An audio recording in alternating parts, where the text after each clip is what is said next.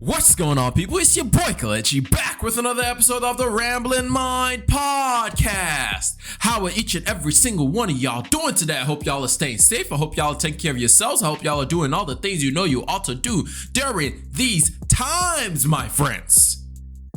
Man, we've had a heat dome here, a massive heat wave here down in the south. I don't know why I start off always talking about weather. Maybe it's because I can look outside and also because I'm sweating right now. It's hot. It's hot down south, man. It's terrible. I mean, we're hitting triple digits all weekend long. It's hot. So guys, please, wherever you are, drink water, take care of yourselves. Make sure you're doing all the things you know you ought to do to protect yourself. There's a reason why I say that every single time I got on this podcast is because it's a reminder for us to do the things to make sure that we are protecting and taking care of ourselves. But anyway, in this episode of the podcast, we're going to be talking about student loans and more generally loans in general. As we all know, or maybe we don't all know, there was a new Biden student loan payoff plan that just got activated on Tuesday, I believe. Last Tuesday, it got activated. You can actually start signing up for it. You can start. There's a link down in the show notes and in the description for you to go down there and sign up for the new Biden Save plan. It's a new income-based repayment plan that has a lot of good stuff in it.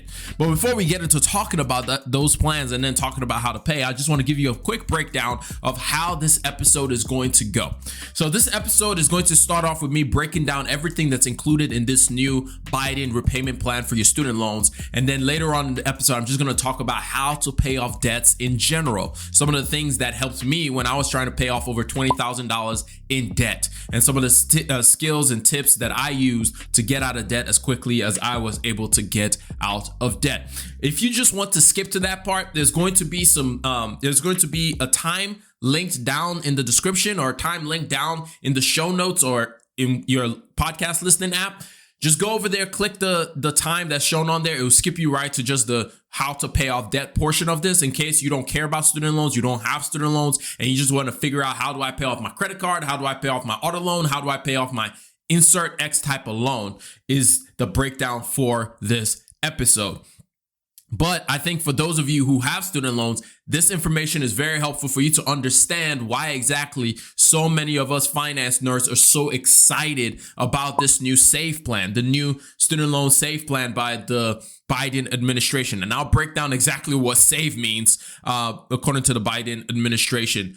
But I wanted to give everyone else who is just here to learn about how exactly do I pay off these student loans and how exactly do I pay off my credit card or any of these loans, they can just skip over to the end of the episode. So let's get right into this bad boy. Background on the Biden administration SAVE plan. So the SAVE plan actually stands for Saving on a Valuable Education.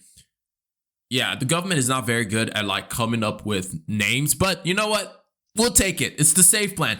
It is a revised version of what used to be called the Repay plan, which was the revised pay-as-you-earn repayment plan. Again, our government is not very good at coming up with names. Basically, this was the alternative that the Biden administration came up with because the Supreme Court last year just basically earlier this year, shut down the student loan forgiveness, the $10,000 student loan forgiveness that they were going to give to everyone that has student loans this year. And basically after that got shut down, well, we didn't know that there was another caveat in that whole student loan forgiveness thing, where they implemented this new student loan forgiveness plan, or this new student loan payment plan. And the reason why I say forgiveness plan is there is a portion in this plan that will allow you to actually pay off or actually get your loans forgiven, depending on if you meet certain qualifications. So let's get right into the SAVE plan. So the first thing that the SAVE plan actually does is it raises the income limit for you to be able to pay nothing on your student loans. It raises the limit from $22,000 to $32,000. According to estimates from CNBC and from other news websites, it is estimated that about 1 million Americans will qualify to pay $0 monthly on their student loans. This is massive. This is very, very big, especially for those of you who hit some hard times and right now you're just kind of doing whatever you have to do to kind of get by. This is going to be massive. This is why I'm telling everyone, please Go sign up for this thing because it can be a huge help on your budget. Go sign up for this thing. That there's a few other things in there that's actually very helpful. Unpaid interest does not accrue on the loan balance, even if your monthly payment is $0.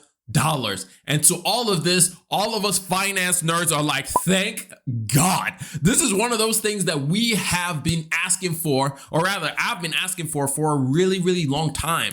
I think this is one of the most beautiful things is when you don't have to pay interest on a loan. It is amazing. There's a reason why everyone doesn't want to move from their houses right now, because they have a low interest rate. It's the same way when it comes to your student loan balance. If you don't have you don't have to cover the interest payment on it, that is unbelievably amazing. Also, now we get into the forgiveness part of this payment plan. It says that beginning in 2024, so next year, loans of $12,000 or less will be canceled after 10 years of payment. And this includes if you're paying $0 as well. In other words, let's just say you were making $30,000 this year. And this year into next year, you pay nothing in your student loans. But then next year, you start making $60,000 and you start paying a portion of your student loans back. It will count the years that you made $0 in payment because your income was below that $32,000 threshold.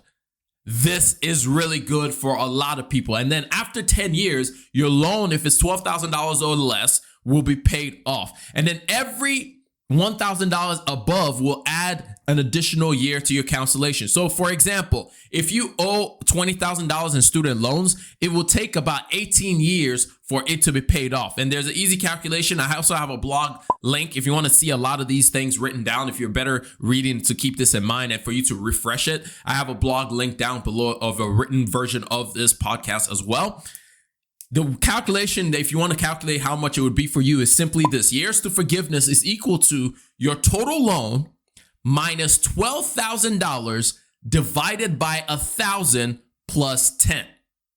I know that's a lot of different words. It might be more better for those of y'all who are watching YouTube. It will be on the screen to see exactly how that equation is, but I'll repeat it one more time for all those who are just listening. It is your total loan minus $12,000 divided by 1,000 plus 10.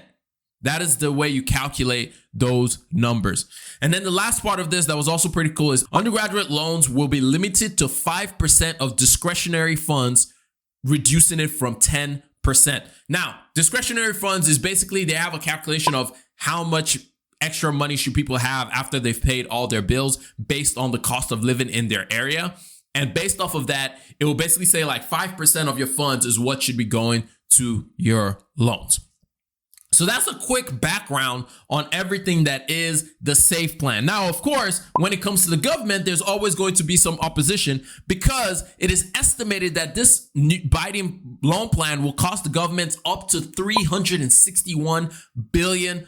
Some estimations put it closer to $500 billion over the next 10 years. So you know a lot of these businesses are like, yo, nah, you're not about to play with our money like that. So you know they already got the lobbyists, they already got the folks out here in the streets making sure that they are trying to find ways to put a hole in the student loan plans. There's already about 60 Republicans that are trying to find a way to challenge the student loans. But the good news is this is something that the Congress gave the power to the executive branch, to the what do they call them? The education. I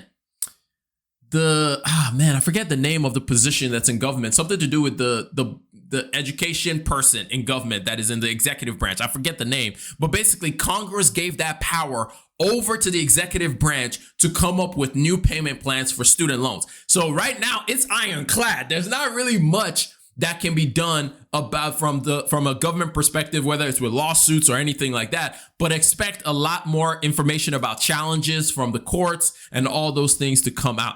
So here's my takeaway about this new student loan payment plan, this new SAFE plan by the Biden administration. I think it is wonderful that the Biden administration is trying to find alternatives to try and help people with student loans, because this is an experiment that we're trying where people have student loans the size of mortgages. We've never had this kind of experiment in the past. And I love the fact that the Biden administration is trying to find different ways to try and help people and reduce the burden of student loans on this new generation. And as we have seen recently, the benefits that we can have on the economy when student loans aren't being paid. We've seen how the economy continues to grow rapidly when people can use their excess savings, when people can use their excess dollars on other things within the economy, when people can actually save a little bit of money. We can see how that benefits the economy as a whole. With all that being said, I don't believe this plan is for everybody. I don't believe this plan is for everyone with student loans. Like I said earlier, when you start doing the calculations of how much student loans you may owe, and you see the forgiveness part of the student loans, you get excited about it. To wait 10 years to pay off $12,000, that's a long time, fam. Like, honestly, for a lot of y'all who are making good incomes, like if you are making 50, 60, 70, 80, 90, like if you're making above $50,000, there is no reason, in my opinion, that you should be carrying a student loans of $12,000 or less for 10 years. There's absolutely no reason. That's just me though. I know everybody has different circumstances and I understand that. What I prefer for everybody to do is to use this plan to help you have flexibility. It's to use this plan to help you get flexible on your student loans. In other words, you may join this repayment plan, but you pay more. And the reason why you join this repayment plan is so you don't accrue interest on your balance. But while you're paying more, which means you can pay off your student loan much faster. I have a friend, I'll say acquaintance that I watch a lot of his videos. I really love his content. His name is Debt Free Dad. And he makes really good videos. And he used the pandemic period where we had the student loan moratorium to pay, I think it was over $200,000 in student loans. Now, part of that was law school and all that stuff. But still, he used that period of knowing like, yo, I'm not going to be accruing any more interest. He used it to his advantage to be able to pay off his student loans much faster.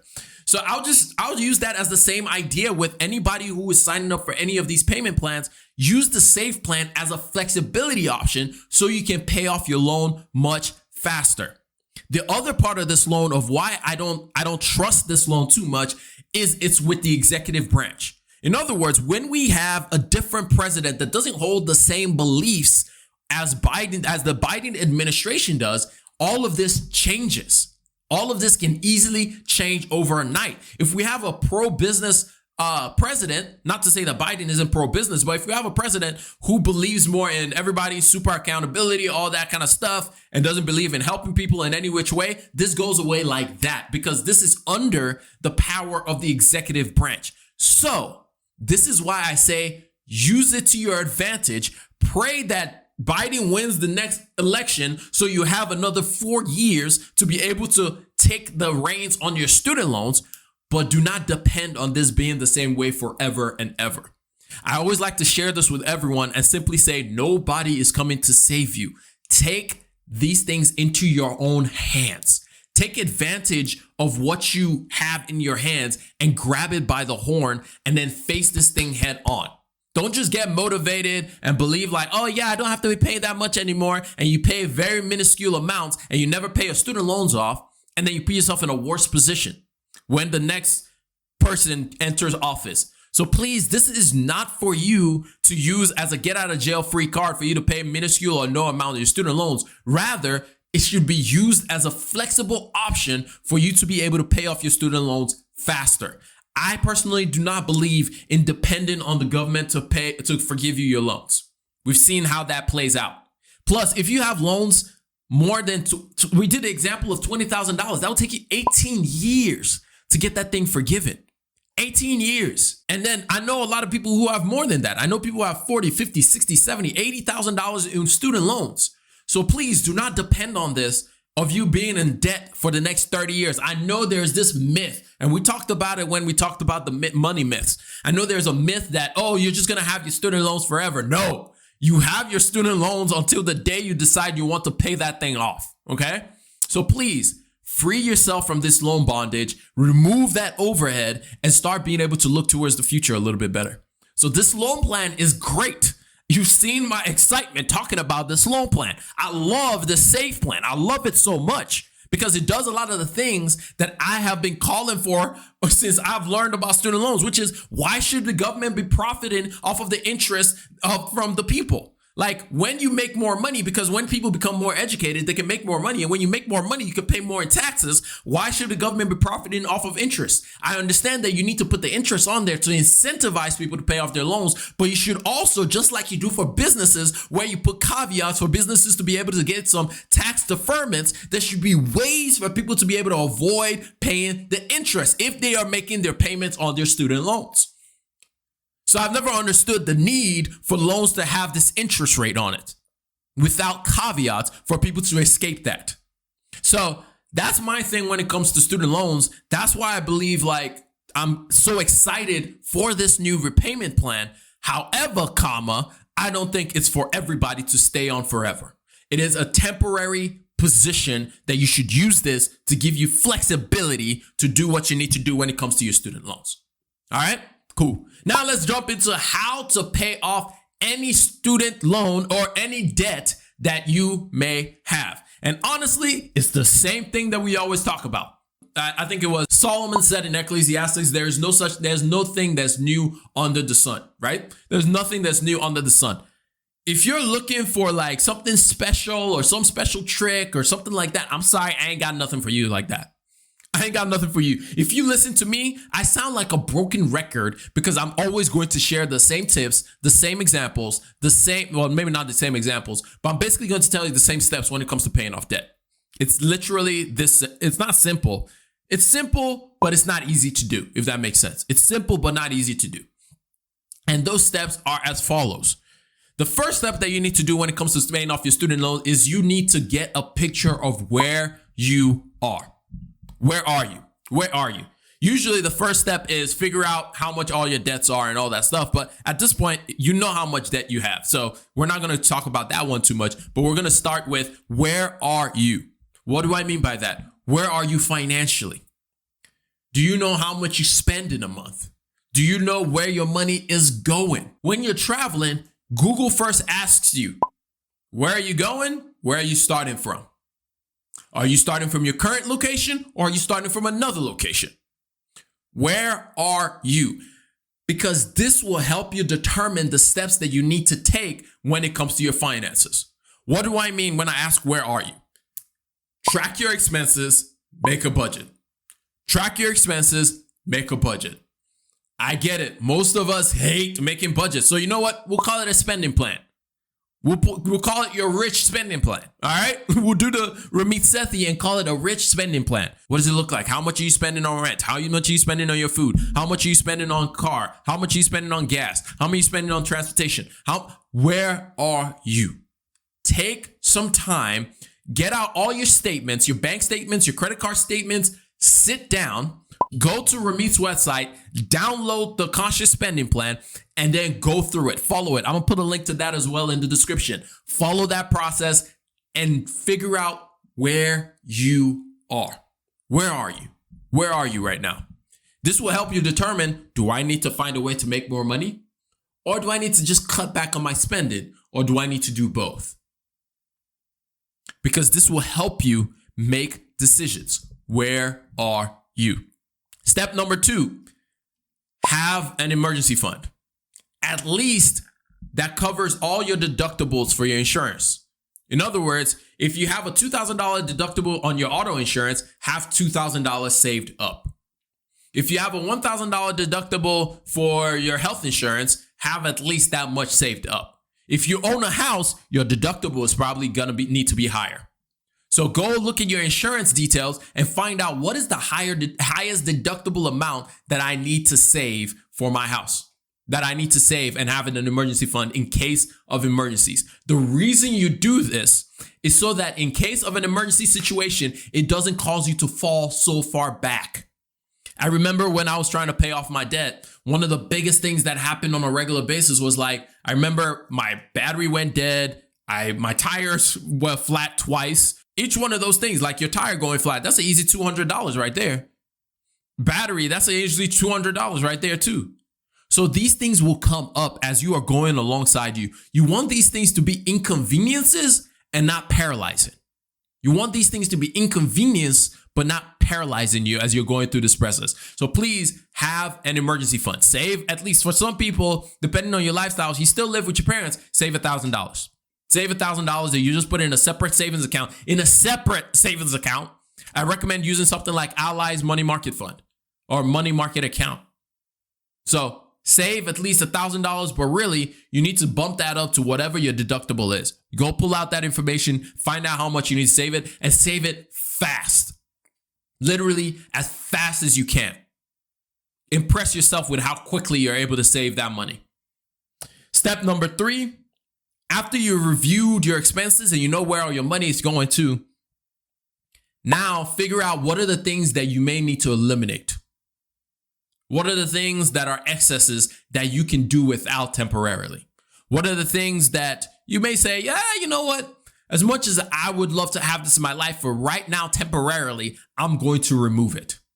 What are the excesses in your life that you can do without temporarily? What are the changes that you can make in your life temporarily? And then step number 5, you just got to start paying it off. Start paying it off.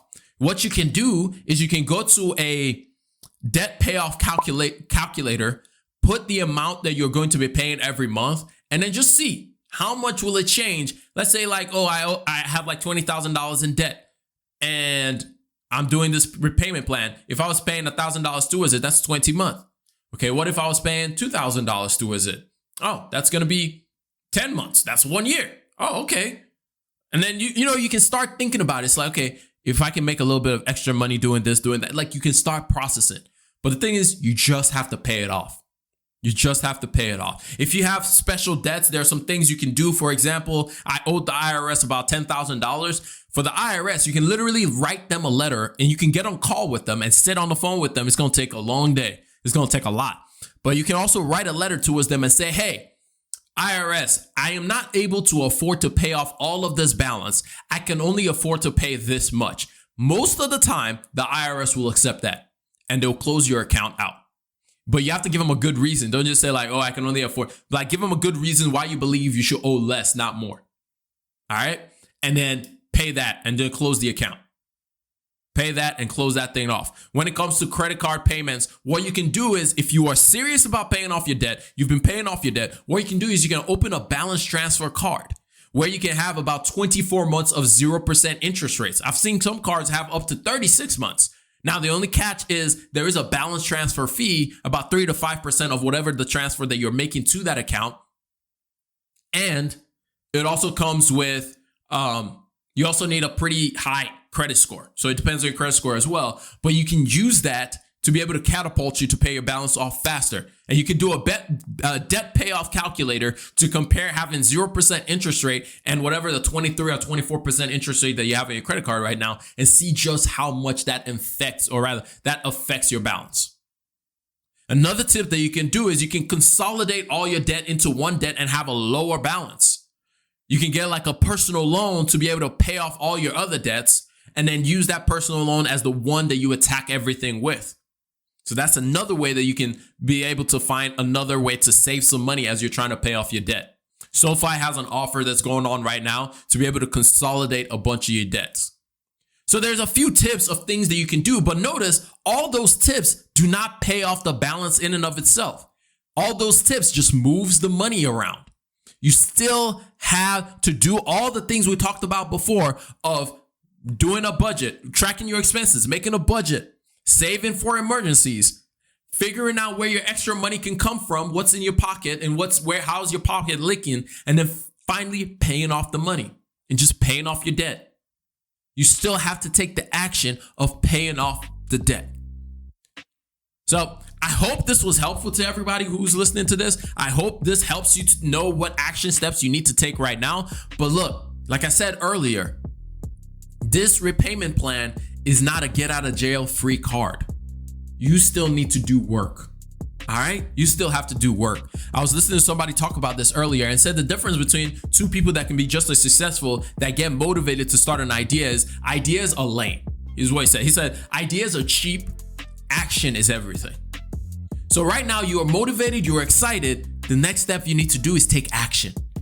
Take action. it is not good enough for you to be motivated. Everybody gets motivated. Everybody has great ideas. Everybody gets excited. It is only those who take action that actually have progress. It is only those who take action that see progress. So please do not let this thing just fall on deaf ears. Take action. Take action. Do something. Start with a little small thing that you can do today. It doesn't mean you have to move mountains overnight. Start with the small things. Start with the small things. Maybe you review your spending. Maybe you decide to open up an emergency fund account. Maybe you transfer a little bit of money over there. Start with something. Do something. Do something. Take action.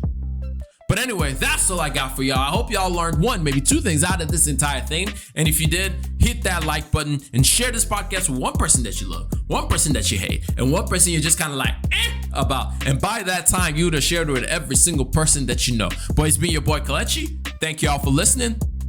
I'm going to catch y'all up on the next one. Remember, generosity is always greater than greed. God bless each and every single one of y'all. And your boy's out of here. Peace. Whoosh.